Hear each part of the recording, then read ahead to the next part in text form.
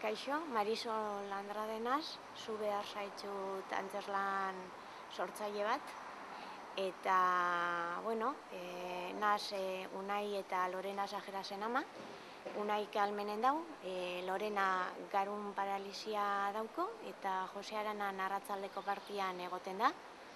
Aritmendikoa kideak ea.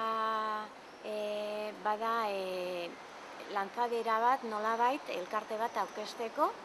Elkarte hori desgaitxuen munduan kokatuko da, ez bakarrik garun paralisietan, egongo die gautenako umiak, zabalik egongo da atsegin eumiendako, zabalik egongo da berdin da zeuki, desgaitxuen munduan daukon zerbait lotura baten, gurasoendako, familiendako, gu sortzeko, gu pentsa hoitzeko, gure beharrak betetzeko, eta nolabait antzerlana izan da, lanzadera, lehen esan dudan bezala,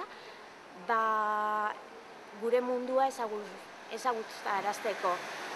Nire kasuan garun paralisia esan, eta nolabait nik kokatu indot nire antzerki izan. Anistasun hitza oso importantea da, elkartasun hitza hor zauen, eta bisak elkartzen dienean inklusioa sortzen da. Antzerkian lehenengo hasten da kokatzen zen munduan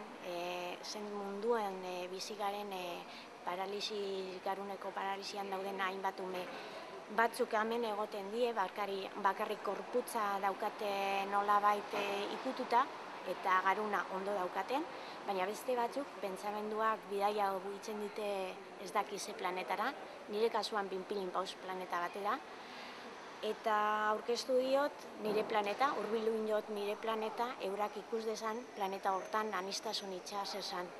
Gero jarri diet esaterako adibide batzuk gure munduan, lurren munduan, hainbat umien horrelako hitzarekin bebai dauzelan lotuta, naiz eta desgaitxuen munduan egon, anistasuna bebai agertzen da desgaitxuen munduan, eta gero ipuintxo txiki bat kontau egin diet umiei, nolabait eurak lotzeko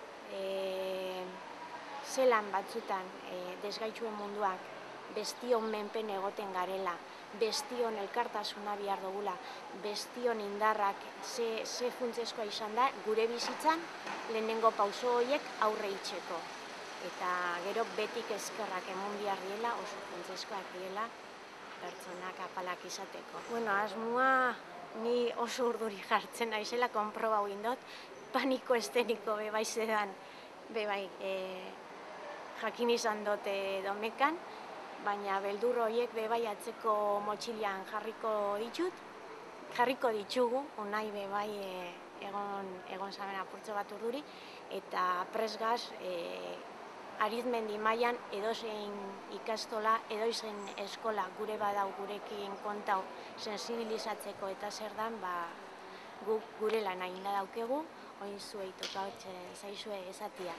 Eta uste dut lehenengo helburua, sensibilizatzeko helburua hori bete nauela, denon aurpegian ikusi zauen marko polit bat, denok erantzun ederra emun doztazue, eta eskertu bihar dizuet guztioi, han egotia, parte hartzailei bereziei egon dien atzien, eta ezin dienei bebai joatia, baina gurekin egon zieniak gogorau itzen ditut, eta bihotzian danoi eskerrik asko.